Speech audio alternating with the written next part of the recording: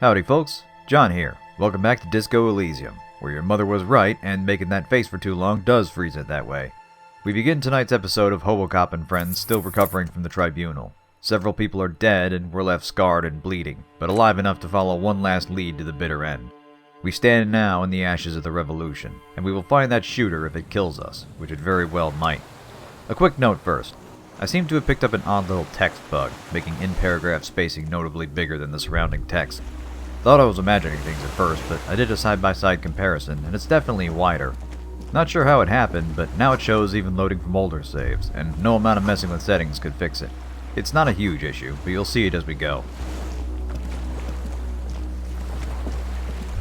Right, so we're on the island, everything's a wreck, kind of place where there's history buried under every rock, or printed on every barrel. Encyclopedia finds something familiar in the ICM logo. Kim helpfully explains that it stands for the Insulindian Citizens Militia. That's the official name for the Communist Army. We note that it sounds an awful lot like the RCM, the Revachol Citizens Militia. Turns out, that may not be coincidental.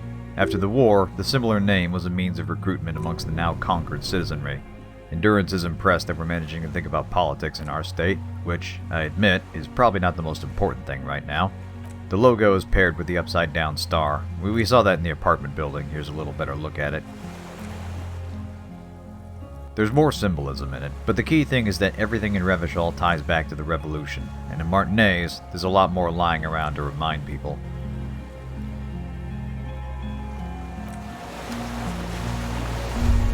And as we learned previously, this used to be an anti-aircraft tower, but it's been extensively damaged. This door over here is the only way to go.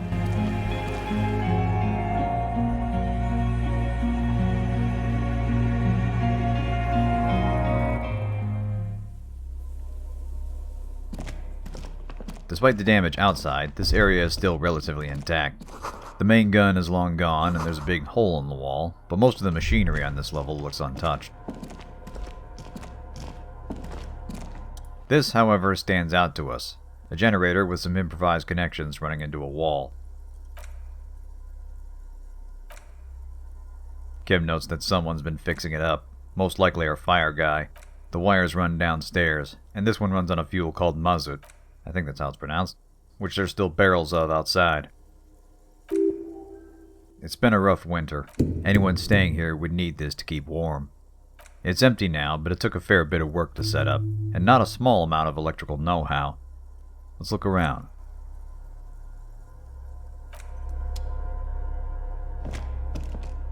Looks to be a small living space up here. Stack of books, some fairly well-used dishes, what appears to be clothes hanging up to dry. Whoever's living here, they've been here for a while, it seems. Not exactly comfortable living. The hell would a guy be doing out here, anyway? Is he an assassin, or just some crazy survivalist with an axe to grind? He's got an interesting spread of reading material, all of it pretty dated. Encyclopedia says one digest would be useful to someone living off nature. Another is a magazine on electrical engineering. Our man's a do-it-yourselfer.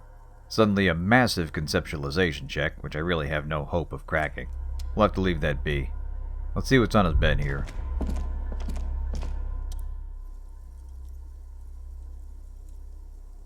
It's a mattress piled on more books, the sheets recently washed. Pain threshold flares up. We barely get the words out. Kim suggests we rest here for a spell, which doesn't seem like the greatest idea. God knows where this guy is. But we're not doing so hot. A little more shut-eye with Kim standing watch won't kill us, whereas pressing on blindly just might.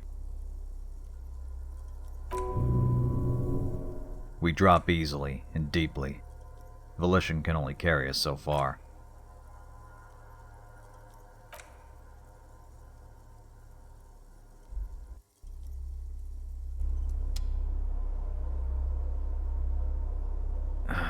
How long was I out?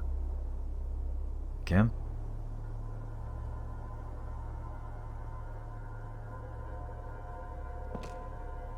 Where'd he go?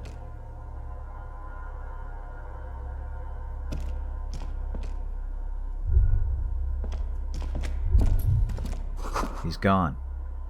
And so's our UI. This is a dream, right? Has to be.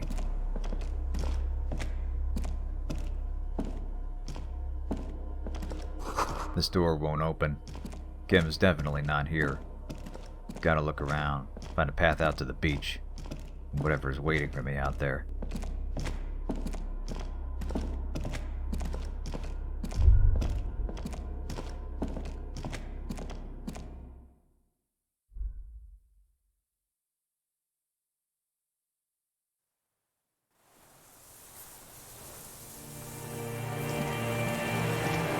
It's evening now. Where the hell do we go?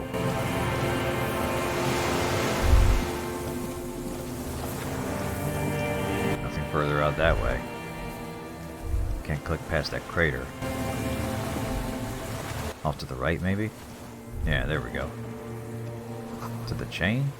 What chain? But back where we came from? I don't think we can. Gotta be another one around here somewhere.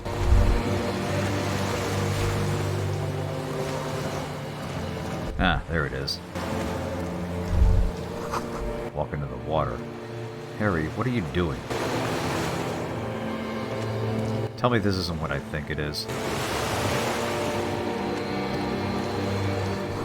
Oh no. I thought it was some kind of suicide dream, but it's worse, isn't it? It's her. It's the bad day. What? Dolores Day? What the hell? She's leaving. Suggestion wants some small talk first. Volition says to let her go. Encyclopedia thinks we can win her back. None of this makes sense.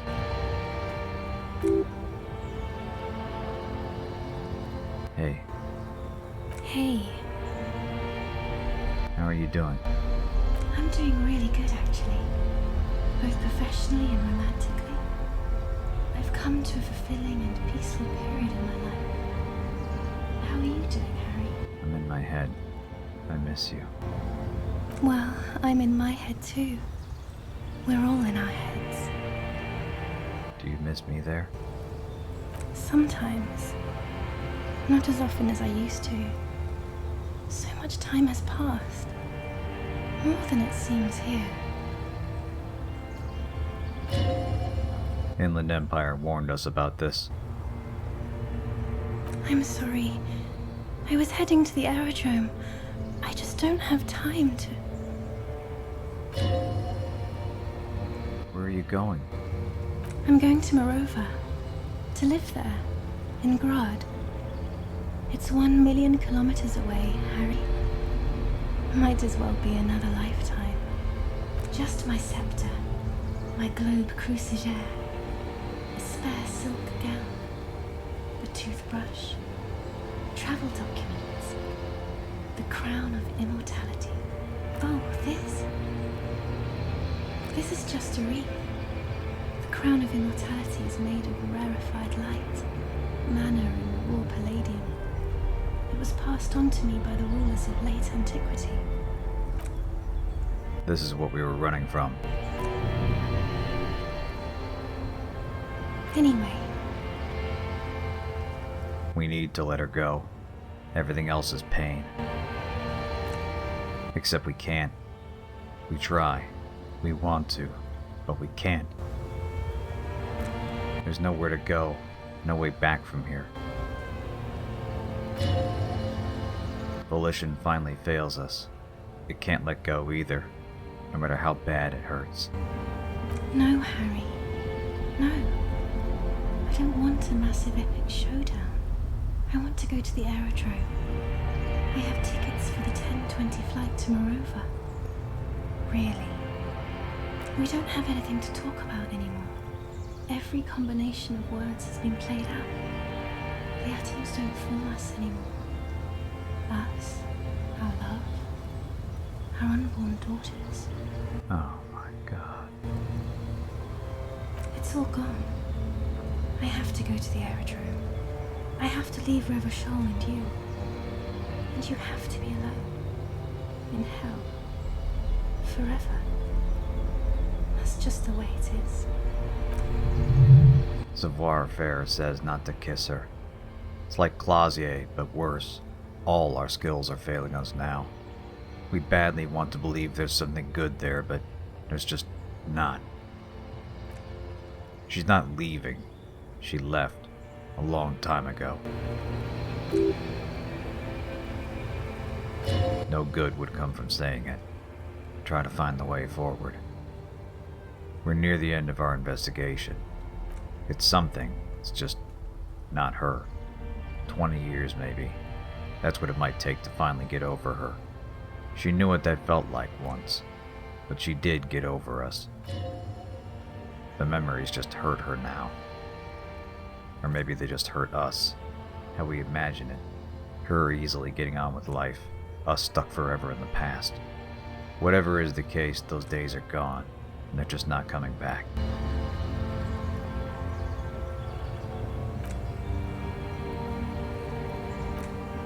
We've tried before to make it work again. It didn't.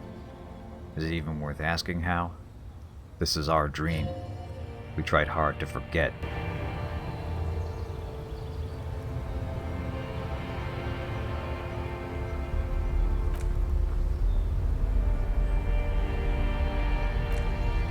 Now we see why he had such a reaction to the mural at the church. It's not really Dolores, but it's how we see her. The X something. The white shadow. She's always there. Always leaving. Everyone warned us. Everyone. Literally all of you. I should have stayed down. It's a twisted vision of the day she left.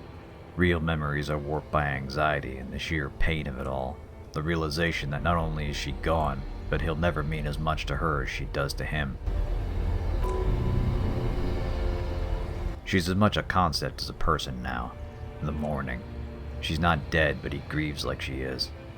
Meanwhile, her words are actually coming from him. A broken mind arguing with a broken heart. He hates her for leaving, and he hates himself for losing her. And on top of all that, he still loves her. Or at least what they had. That's why she's Dolores Day. It's what she represents in Harry's mind. And that takes on another layer when you consider what Inland Empire said, how Dolores became a cruel despot in her own right.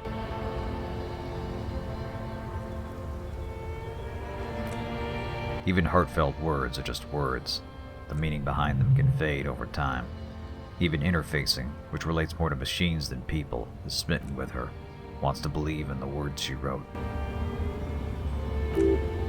Rhetoric wants us to read the letter, all of it. Pain threshold wants to make us both suffer, a manifestation of that mutual hatred. Reading it's not going to help anyone, but then again, neither will not reading it. For what it's worth, she did mean them once, wrote them on the first autumn they shared together, but it's just not who she is anymore. We can't see who she used to be. All that's left is this icon, this image to obsess over. We used to be someone else too. Someone she found cool, trusted with many of her firsts. Someone whose children she nearly had. She likens it to a ticket stub, a fitting metaphor. A memory of a good time that just crumbles with age. Speaking of which, the stub with the letter does have significance. It was a date at the zoo. She was sad and had to do with her mother. Like the letter, it represents a time in their relationship. And like the letter, it means nothing now. Just something else that hurts.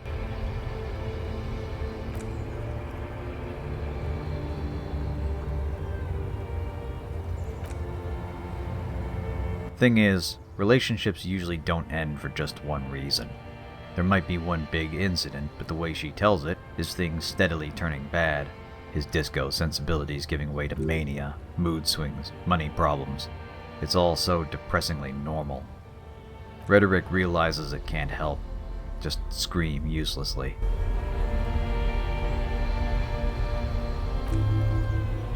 Voyager Road has been hinted at before. It's here, our street, with the video store at the end of it. Eventually we couldn't pay the power bill, burned through her parents' money, lost ourselves training for the RCM. A guy like Harry doesn't drink himself comatose just because the love of his life left him. He does so because her leaving encapsulates everything that went wrong. The exclamation point that follows the words, "You fucked up and it's over." And it is over, in every sense of the word.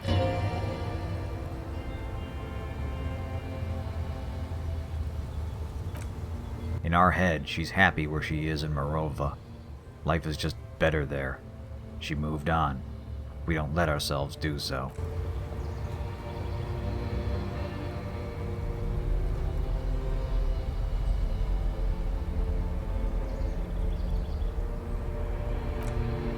Even if we say we understand, we don't. Not really. All we can do is face it. And here's where hell truly begins. Not the one nightmare, but an endless sequence of them. It's been years and this dream keeps happening.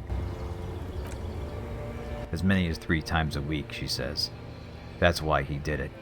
That's what our mind was protecting us from. Ourselves. Our inability to let go. This is real darkness. It's not death, or war, or child molestation. Real darkness has love for a face. The first death is in the heart, Harry. See you tomorrow.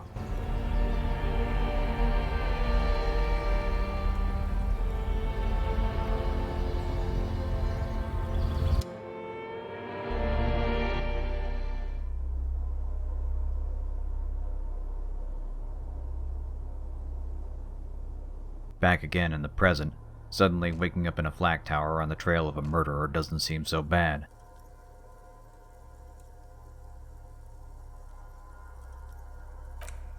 Job dream? I fucking wish. EDC translates and channels a bit of volition. He thinks we can get through this. Let's prove him right. Let's find this son of a bitch. Right, we'll want to hang on to those skill points for now. There's no telling what we're gonna need.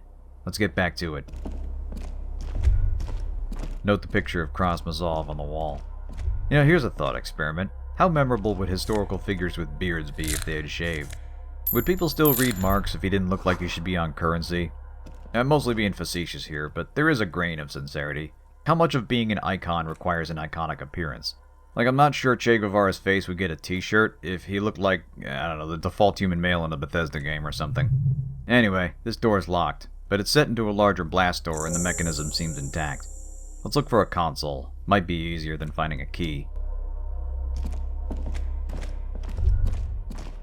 Aha, here we go.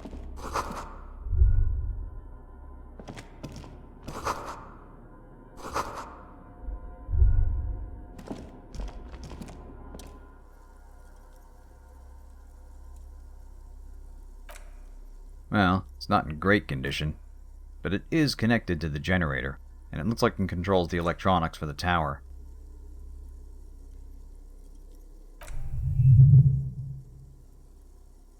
Naturally, the generator's going to need fuel for that. There's bound to be some lying around. Those drums outside were leaking into the bay, but he might have a barrel or two around here somewhere. The boat engine might work, but we need that to get back. Let's keep looking.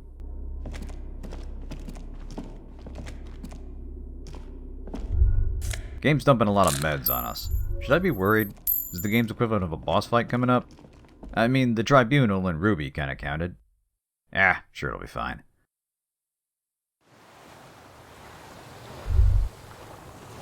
Back out where we had our little dream sequence. Actually, thinking back to that was basically an unwinnable boss fight where the inability to win has story significance. And that's an interesting depiction of heartbreak and trauma. It's different for everybody, but in general, getting over something like that is a process. It takes time. You don't really beat it in one day so much as learn to cope with it. And it's clear Harry has been dealing with this for a while. Or not dealing with it, in a sense. Back out by the chain. Yeah, see, even with us trying to put the pieces back together, Inland Empire says maybe we should just walk into the sea and end it all. No matter how hard we work, there's a part of him that just wants the pain to stop. Like with Lena and her doubts, that's not getting answered in a week of game time. But in another sense, we are the reason he hasn't done it yet.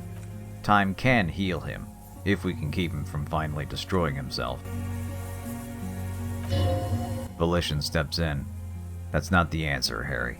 Step back. Breathe. It's gonna be okay. Like you said, let's comb every inch of this island and see what turns up.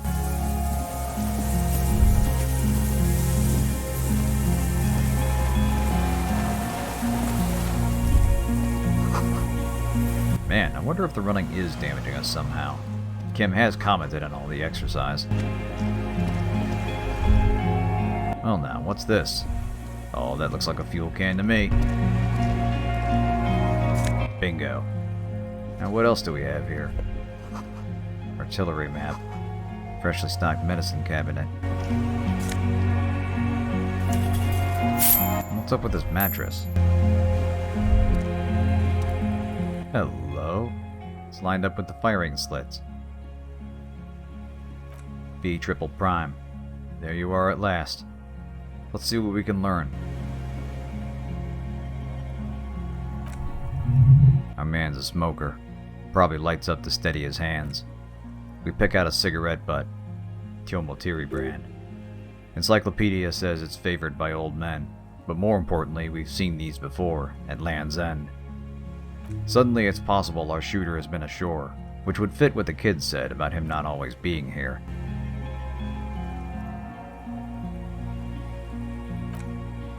Now let's have a look at this possible firing position.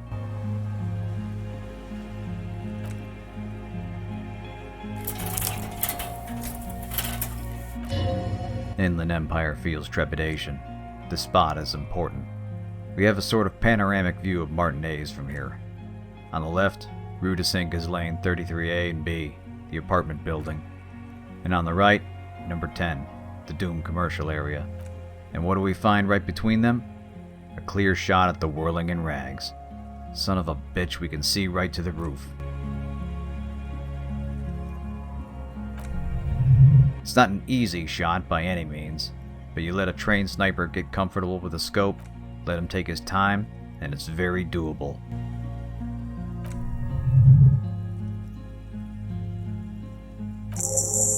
Hell yeah, we found our sniper's nest. Better late than never. Kim's got a point, but if only we'd checked this place out sooner.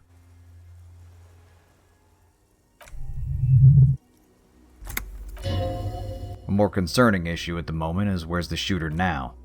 What if he's still here?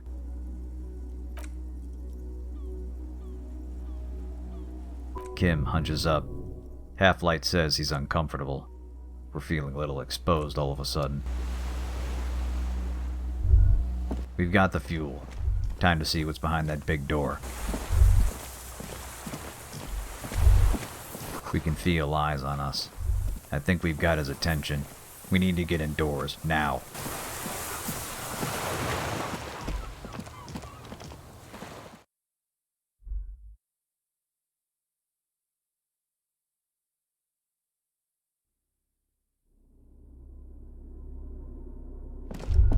Alright, time to gas this puppy up and get that door open.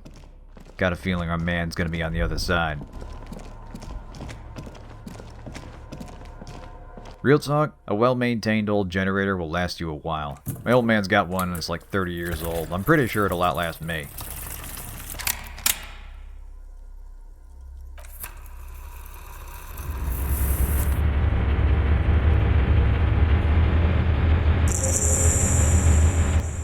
Easy enough. Let's check the panel now.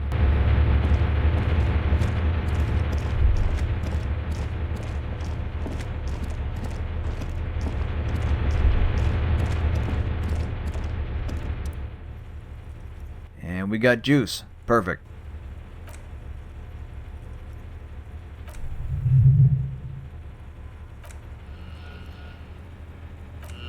Lights work, but the radio's still dark. Probably lucky any of this still turns on. Knock knock, bitch. Dance cops on patrol.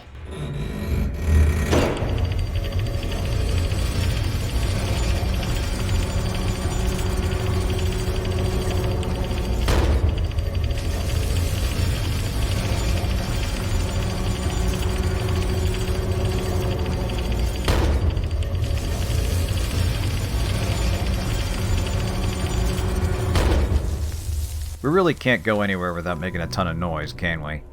Half-Light senses it. We're being watched, and there's no question he heard that. Kim thinks this guy's had eyes on us since we arrived. We'll need to be ready for him.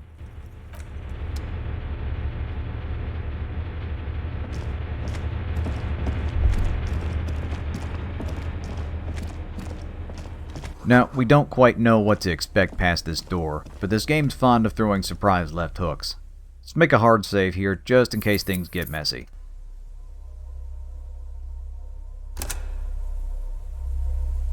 We also don't know if this guy's gonna come quietly or make a stand or what. Ideally, we want him alive, but we should load up. If he's our killer, he's almost certainly still armed and dangerous. Here we go.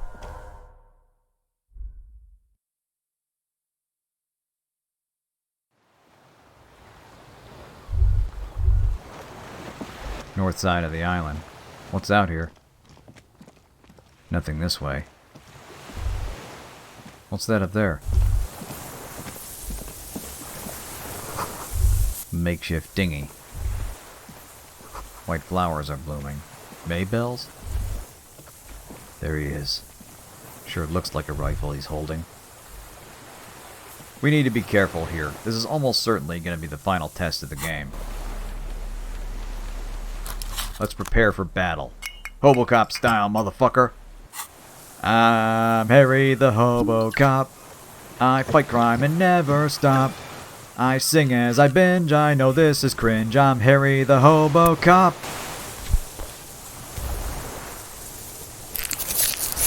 I drink and I smoke before I handle guns. I'm the best at policing. Tequila fucking sunset, baby. Let's do this.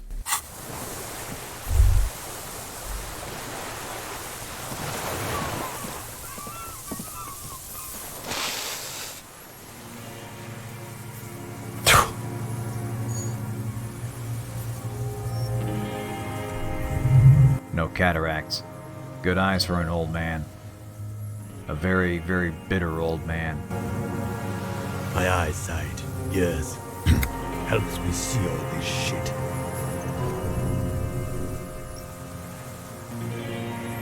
So what now? I can't hear you. I may have. All sorts of little rats have come sniffing around trying to give up the position. Fire guy, regressive bourgeoisie henchman, can't even talk like a grown-up. I did. And you opened it. How? I should have burned that console down.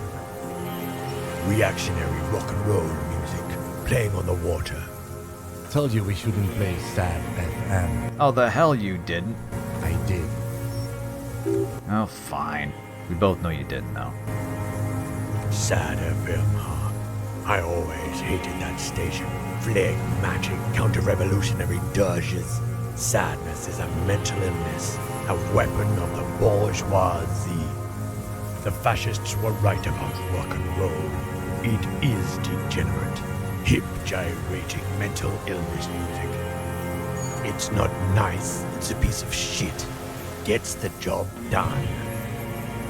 It's a Dragon 446. Not the model we thought, but the right caliber. A Samaran rifle? How did you get hold of one? It was sent to us by our brothers in the Xinyao commune. Military aid. You heard me. It's good now. Like chalk wiped from a board. The revolution was worldwide. The communists once had allies. They wouldn't like hearing their name coming from your mouth. A damn dog. Right. Let's not get into a dick substitute contest. We're here to make an arrest. Let's have that gun. You're a glorified night watchman. This is a service rifle. I can only lay it down before an enemy commander of corresponding rank. This guy's an old soldier. He wants to surrender. At long last, it's time to flex some authority.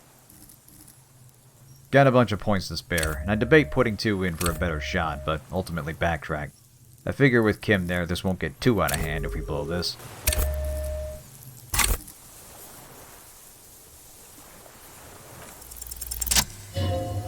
I am an enemy commander of rank. Put it down. And what rank would that be, dog? Lieutenant W. Freeter. A big wheel of the 4th Regiment of the Pederast Army. To hell with it. It's a walking stick anyway. It's out of bullets. Yeah, I'll be the judge of that. This thing has seen some action. Battered and taped up. I'd be shocked if he ever used another one since getting it.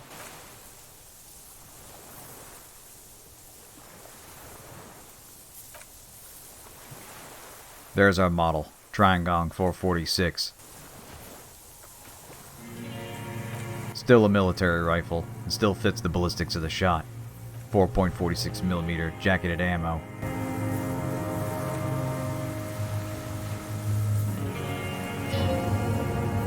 Kim likes where this is going.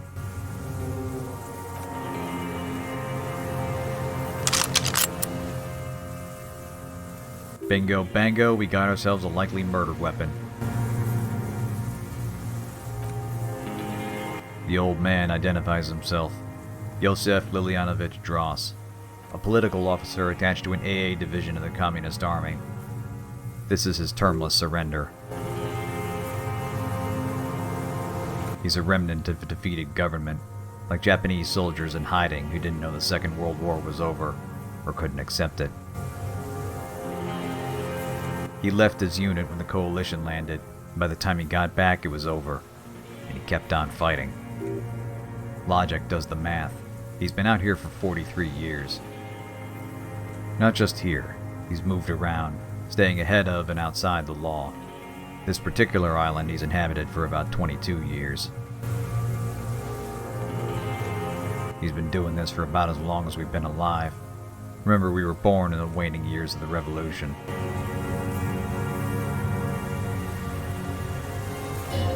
Volition sees itself in him, a refusal to give up in the face of what he'd seen.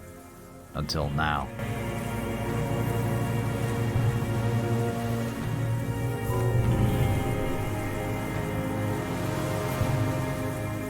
He's been living a meager existence out here, hiding, fishing, and waiting. Waiting for the revolution to come back, for someone to tell him his waiting wasn't in vain. We tell him the city's a bonfire waiting for a match, but he doesn't believe it. Says an uprising is no longer possible. It's not coming, and he can't bring it back. That's why he's given up.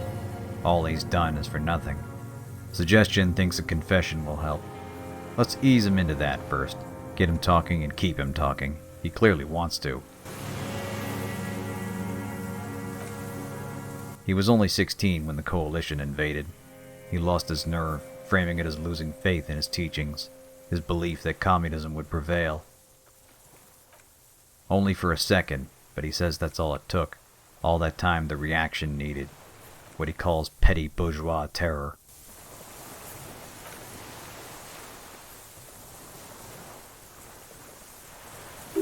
Rhetoric says he's making obscure leaps in reasoning, framing his moment of panic in a commissar's language. Still, it's not hard to put together what he means. He saw coalition ships approaching in overwhelming numbers, and likens their bombardment to dark magic. It was nightmarish, destroying streets, houses, all the greed and terror in the world tearing into the city at once. He was in the flak tower with his fellows and knew the end was coming. Said he was going to the map room. Authority senses the shame in him. He didn't go to the map room. It haunts him still. He fled, crossing the chain linking to the mainland and hid in one of the bunkers. When he came back out, the landing was over. He had to swim back and the tower had fallen, half submerged.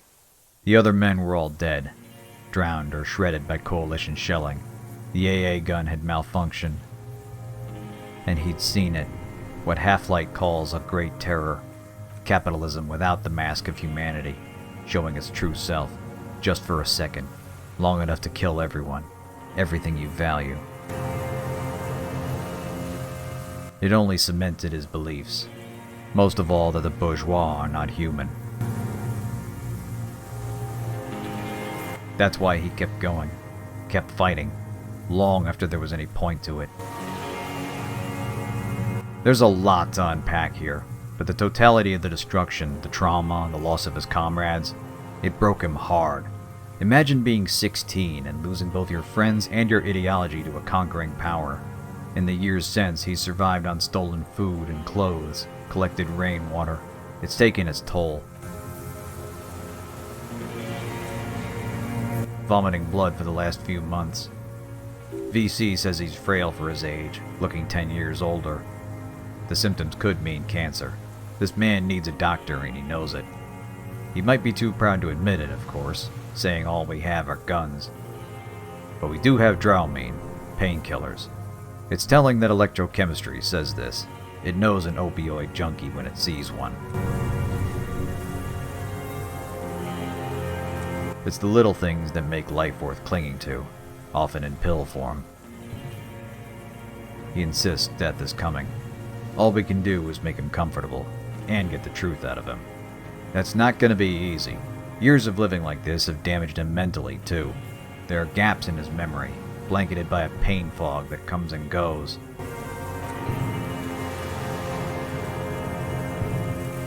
No man is an island, but Yosef is too bitter to prefer company. He watched as the city got the lights back on amidst the ruins. Empathy speaks for him, asking how could they just move on after the war. In the years that followed, the coalition hunted for stragglers. He was no guerrilla, just a scared kid making it up as he went.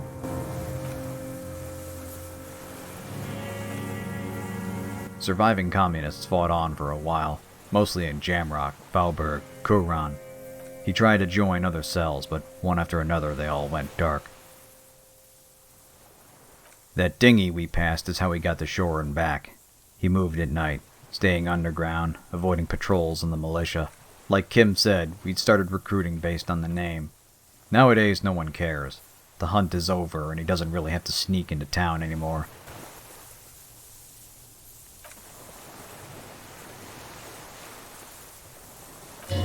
Again, we see anger and bitterness. Empathy says it's hostility toward the world for moving on when he never could. Interestingly, he knows about the weapons cache under the Doom commercial area. He's been there. Slept there some nights. Scavenged there, too.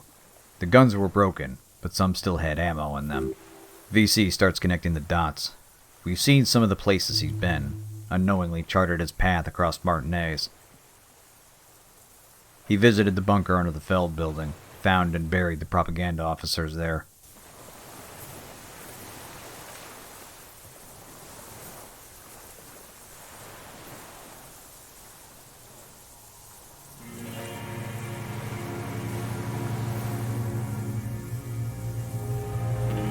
And that was him on Land's End, his brand of cigarettes. He's been all over town. We just didn't know to look for him.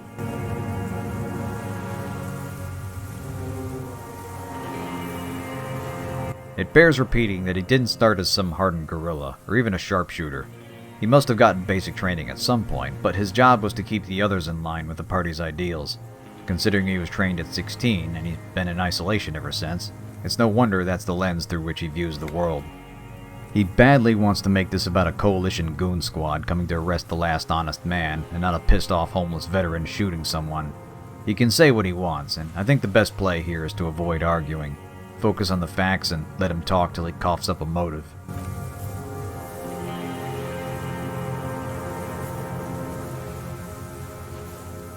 In the meantime, he's coughing up blood.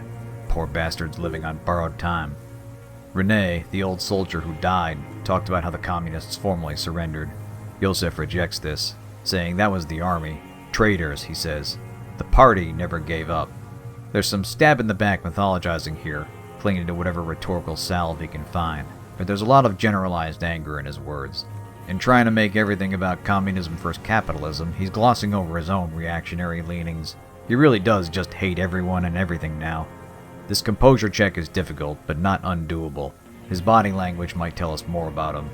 Let's bump that up a little and see where it gets us. Tempting to put 2 in, but skill point usage is now part of the strategy. And it's a white check, so we can try again if we miss it. 58%'s better. Let's have a look.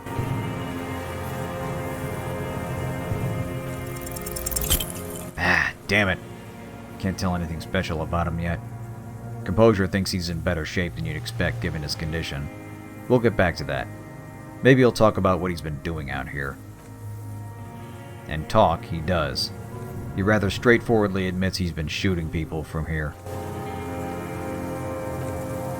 He dislikes euphemisms. His gun is a weapon of war, and that's what he's been doing with it. The real war never ended, he says. Class war is never over. So he's admitting to killing after the shooting formally stopped. Reaction speed joins logic, sensing something we haven't felt in a while. A great big hit of serotonin, the rush of a suspect close to confessing.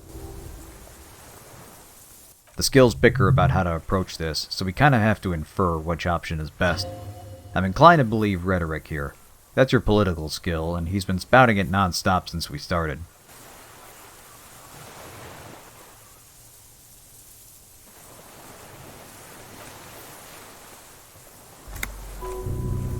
Then shivers jump in, a sudden chill in the air. All is not as it seems. Well, can't stall any longer. Let's try the direct approach. I think he won't talk if we dance around it, and he probably wants to hear how we phrase it.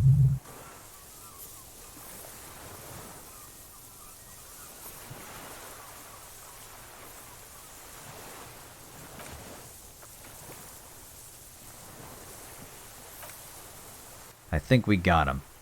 Yeah, if he wants the soapbox, he can get one himself. Let's pile on the evidence until we get a detailed confession.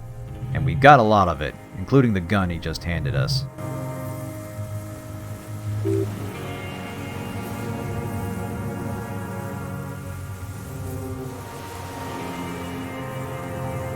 We'll start with the ballistics, though. We determined the bullet came from this island. Concrete embrasures give a shooter a good firing position, and he had a suitable rifle in his possession. He's been out here alone this whole time. No other possible suspects. He calls the dead man a fascist, says he did his part. However, visual calculus says the rifle would need a scope to see into the room, and that is missing. Sounds like he had it and just lost it at some point. Minor detail, moving on. He still wants to make this about who got shot, rather than the murder itself. Suggestion says he was almost there. A little more pushing and he'll say it himself. The gun should help.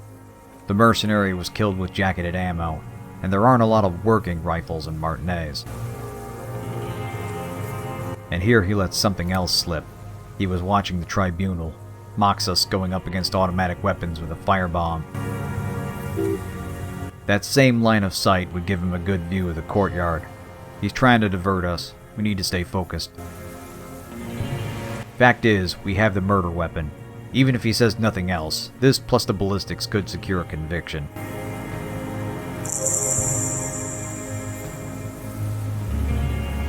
And if you've got the gun that did it, you've got the man who used it. Volition says there's something off about him, some unknown impulse. We still don't have a motive. What are we forgetting? Of course, the Maybells. The flowers on Clausier's roof. The same white flowers all over the island. They don't grow anywhere else, and they're a revolutionary symbol. Then there's the footprints from the pinball workshop, the peephole. God damn, it's all coming together at last.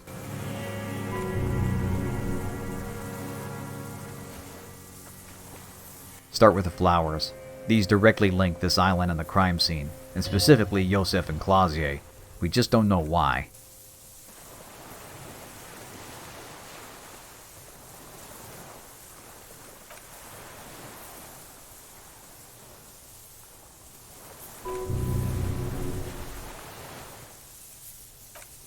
Still rambling about the bourgeois, but the point is he gets around, and someone left this for her.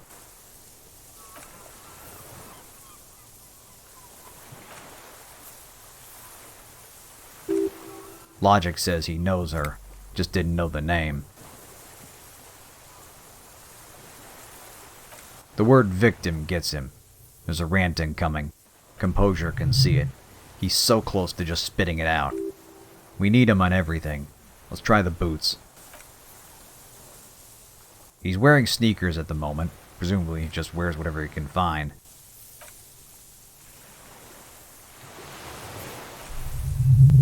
Size 42 to 44. VC says it's not the pattern left in the passage, but it is about the same size. Kim comes to the same conclusion. A red drama check pops up. Sadly, our smokes have worn off, so let's throw a point into this. We actually leveled up since this started, so we still have another 2 to play with. 72's worth a try. Now this feels a little obvious that he might have just changed shoes. I'm curious why that took a drama check. Maybe that'd come up later regardless, and this just saves time. In any case, it gets him talking more. There's a real hatred for the victim. The footprints were his. He knows it, and he knows we know it.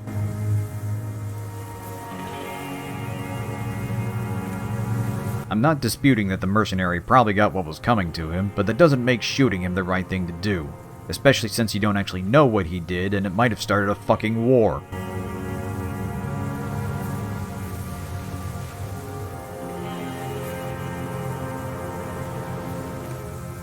Yeah, he's making it out to be this grand statement on policing and injustice. He's so close to admitting it.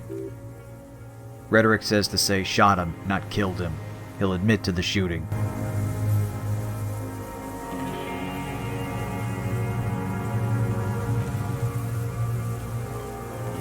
This is it.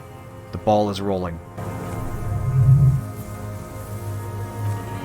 Here we go. He had eyes on both of them. They were having sex, and he shot the mercenary in the mouth.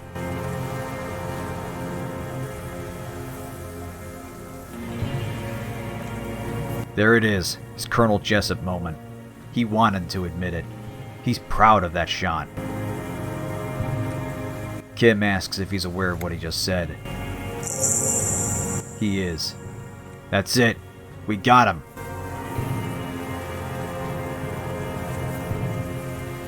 Kim's confirming every detail, working our way to a motive. Again, he wants to say it. To say why he was even looking at them through his scope.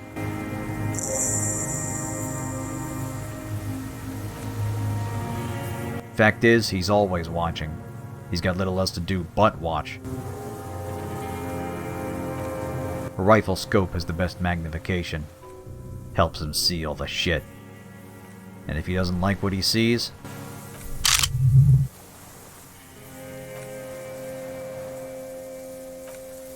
he calls it a form of critique. Yeah, he's happy to spell it out for us now. Suggestion says start with the basics, when he first saw the mercenary. 3 weeks ago, when the squad came in along with a rich hag. He can only mean Joyce Messier. Also, for a communist, he talks more like a reactionary conservative, going on about lax sexual morals, calling women whores, using slurs from black people, going on about pederasty. His hang-ups are as much cultural as political. Electrochemistry senses something odd in him, almost hormonal. Anger, says Half-Light, alongside loneliness. The isolation's gotten to him in peculiar ways. The mercenaries set up shop in an apartment overlooking the roundabout. They reminded him of coalition troops during the landing. Whites, he calls them. Many of them on drugs, seeking only to kill, or worse. He took shots at the worst of them, if he had the bullet to spare. To him, the mercenaries represented their return, the true face of capitalism. However, there's a strange meshing of politics and emotion in the motive. He conflates Lely with the coalition soldiers he killed, thinks he didn't deserve to enjoy himself. But he also wanted her specifically to see him die. She knew he was a killer, and he wanted to blow his brains out in front of her eyes. Sheer chance he hit his mouth instead. Volition says he saw through her. Suggestion that he wanted her covered in the man's blood. Authority says it was to punish her. He's been watching her for some time as well. Saw her sneaking around behind the Feld building. If you remember a few episodes back, while exploring near the cryptozoologist camp, Inland Empire had an odd feeling around there.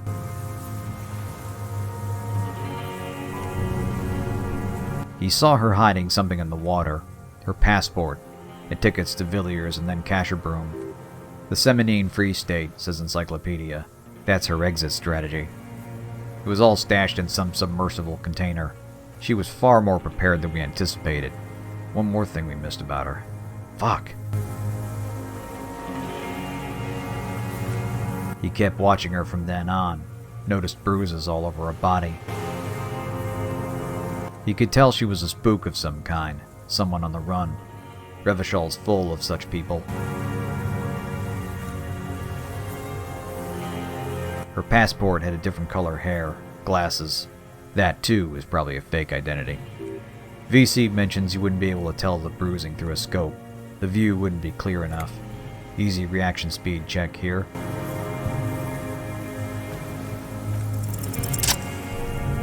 He got closer than that. A lot closer. He was watching her through the hole in the wall, doing drugs, masturbating. As much as he hated the two of them, the sight still had a hold on him. He made the hole. He's been stalking her the whole time. So there's a mix of jealousy in this. That Lely, someone he viewed as less than human, was having sex with her. You'll notice he's not talking about the bourgeois all of a sudden. The reasoning has shifted to the personal. He used this tactic extensively to stay hidden, and though he's seen his share of perversions, rhetoric says those two especially drove him mad. The loose ends are coming together. All the little things we saw are suddenly making sense. He sneaks in after hours when the kitchen's empty. A good wash and he passes for just another vagrant. He found one of the keys to the workshop lying around.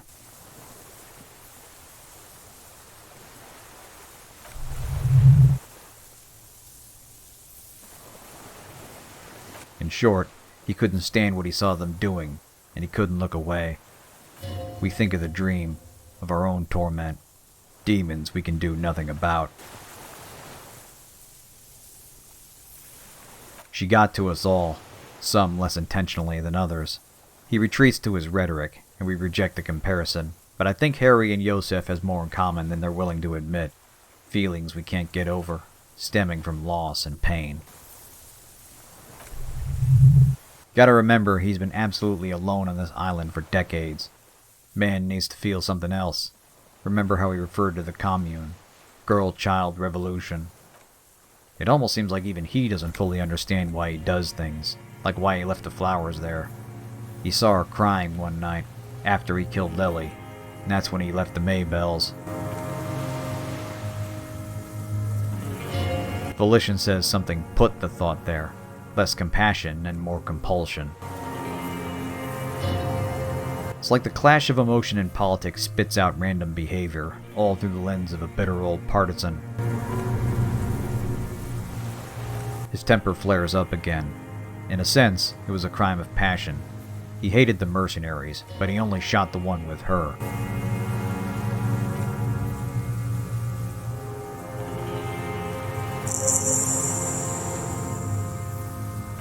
That's the motive, alright. This man is a fucking mess. She may not have known Yosef, but she knew she was being watched. He saw her staring back at him through the scope, figuring it out on her own.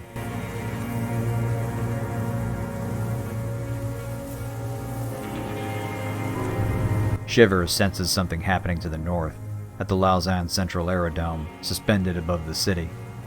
She's there, Clausier, suffering withdrawal, but smiling, leaving for the south. She'll live, maybe. Lucky her if she does. Luckier than everyone around her. Maybe they had something in common too.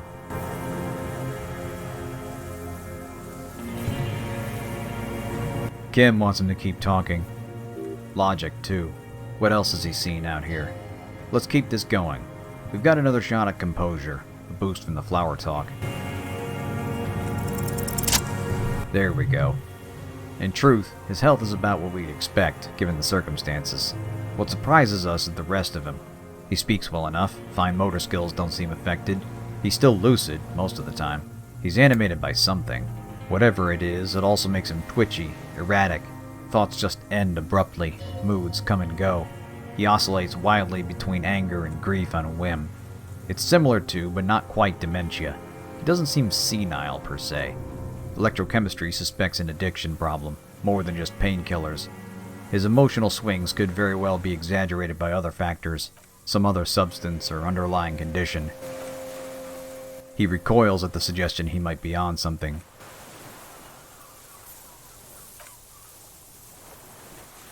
Painkillers, sure, but nothing else, he says. Composure says it might be a stimulant, but he quickly denies that as well. I don't know. There's a lot wrong with this guy, and how much of that is just him being alone on the island, murderously mad at the world. Electrochemistry's more subdued than usual. Let's not write this off just yet. For now, let's see what else he's been up to. What other critiques he's offered. We get back to his disgust with the city, with Martinez. He says it comes down to the racists, which is rich coming from him. But through his ramblings, he brings up the Union, and that farce of a social democrat who runs it. We keep him talking, and it starts off with just angry ranting about that statue/art project in the square, which Claire allowed. At this point, Yosef is pissed at the working class, too.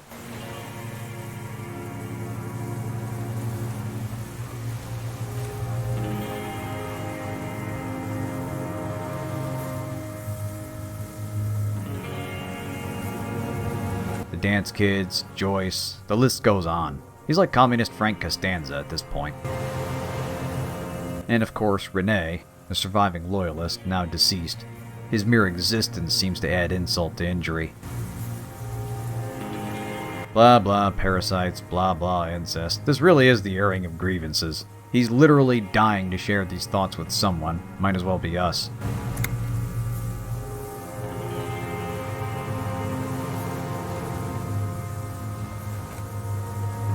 And something about disco whores just burns him up inside. Can't get another word out about them.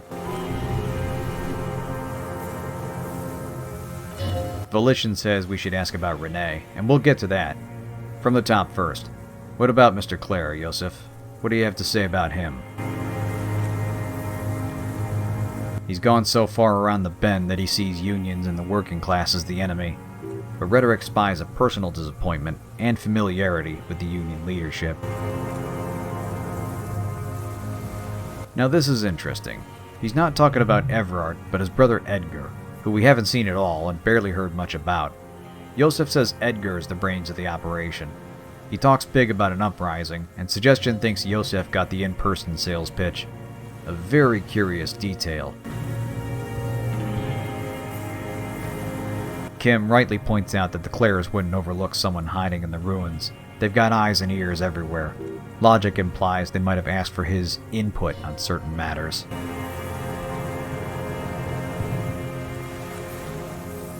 He's been in hiding, of course, but he claims Edgar approached him, figured out he was hiding on the island. Apparently the way we did, asking some local kids. Clearly we should have done that much sooner. He thought Edgar was a communist sympathizer, left the door open to welcome him.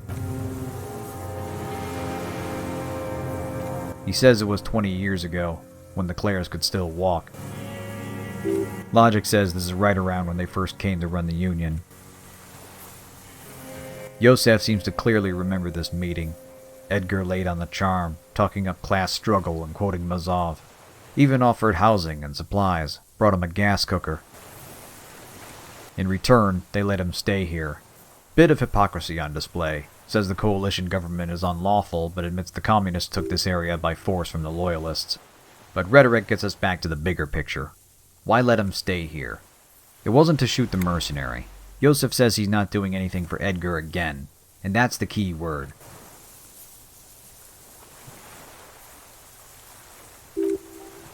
A logic check pops up, 83%. This seems worth a skill point. Let's improve those odds.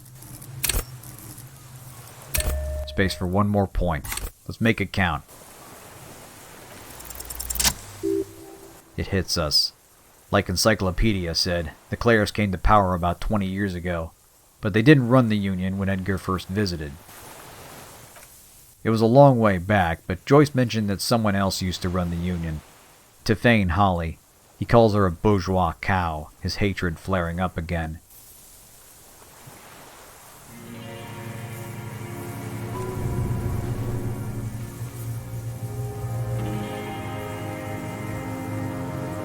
She disappeared on the night of the election, conveniently clearing the field for the Clares.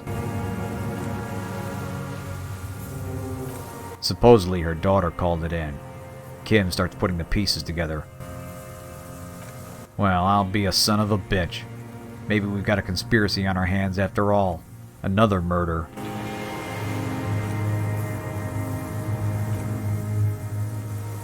Just let him keep talking. Tell the story in his words, of her catching a bullet to the chest. A sloppy job and a moving target, he says. She was assassinated on her way home.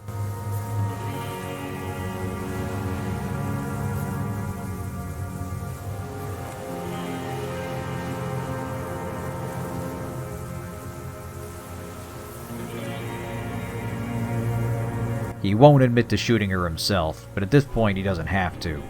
His anger has no trouble speaking for him. Nothing changed. There was no uprising, no revolution. The Clares took over, and that was that. Of course Edgar didn't deliver. Even if he could, why would he? All you did was shoot some woman in his way. That's not revolution. That's just murder. Kim tries to cut him a deal for his testimony, but he's in no mood for it. He's a native of Revachol, and he wants to die as one, even in a cell. This specifically he doesn't want to confess to, doesn't want to be a collaborator.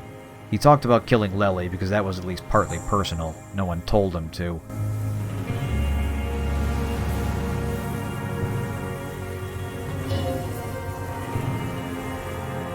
Doesn't matter. EDC says he's given us plenty to go on, and Kim motions to proceed.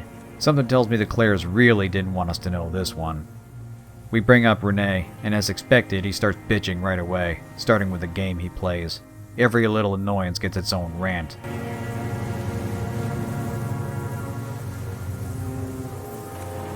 While he doesn't know him personally, he knows the type, a loyalist to the bitter end, whom the communists hunted down after the revolution.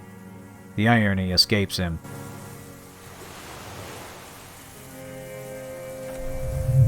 No one's there today. Even Gaston is gone now. Yosef speaks of one day killing him. Half-Light says there's a hunger in his words. Renee just might be the one person he hates above everyone and everything else, just for what he represents. He likens the thought of killing him to a bonbon, a treat to be savored. It's something he's been saving for the Black Day, the blackest, during the times he was ready to shoot himself. What stopped him was the thought of putting the bullet in Renee instead. He always kept one more, just for him. And he doesn't seem to know that he died a few days ago. Suggestion cautions us. There's no telling how he'll react to the news.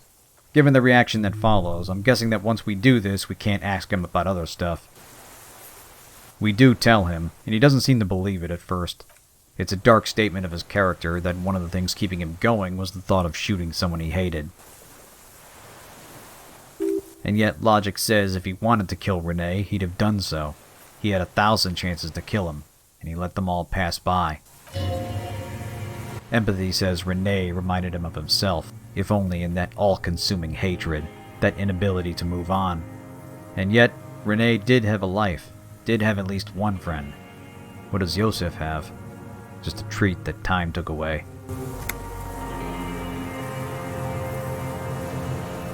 Volition says he's far from okay. This one got to him. Another black day in a life with very little else. I think we said all we can. Let's make it official. Yosef Lilianovich Dross, you're under arrest for the murder of Ellis Kortneier. A sudden terror grips him. We feel the wind pick up. Kim reads him his rights, right out of the textbook.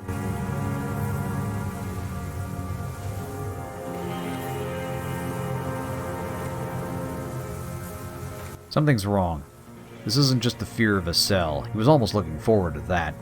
He insists he has to stay here. It's not clear why, but he's sweating bullets now. His pupils dilated. A tough perception check pops up. I debate whether to talk and see if a bonus emerges, but eventually go to the stat screen. We need to tell what's wrong with him. Man, only room for one more point. Can 58% do it? Ah, son of a bitch. No go. Thought we heard something. That's it. Kim's preoccupied with how exactly we get him back. The boat honestly looked like it had room for all three of us, but for some reason he thinks we need to cross two at a time. Yosef thinks this is some kind of Abbott and Costello routine, and logic only encourages that impression, suggesting Liliane watch the terminally ill murderer while one of us comes back for the other. Great idea.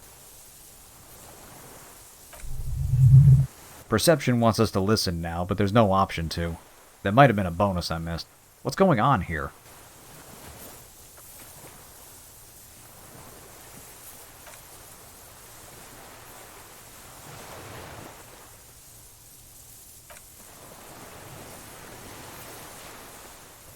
Screw it. I've slept in worse places. Kim can haul him in, and I'll wait for him to get back. The wind gets cold again. Our skin crawls. Oh, something's happening. Movement in the reeds? What the fuck? What in the goddamn hell is this?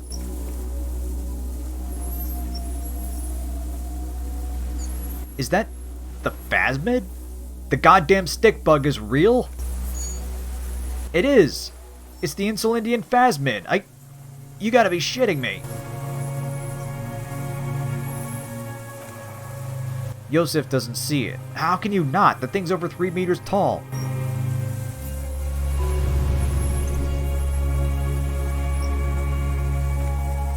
Kim, please tell me you're seeing this. Oh, thank God. He sees it too.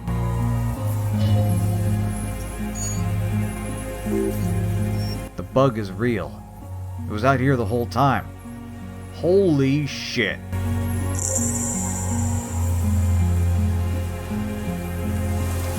Right. Well, hate to do this, but we gotta end the episode here, I guess. What's it gonna say? What do we do with it? I have no idea where this is going now, but next time we're talking to the Insulindian phasmid, I guess. Unfucking real. Well, thanks for tuning in, folks. That was a hell of an ending. I'll see you next time.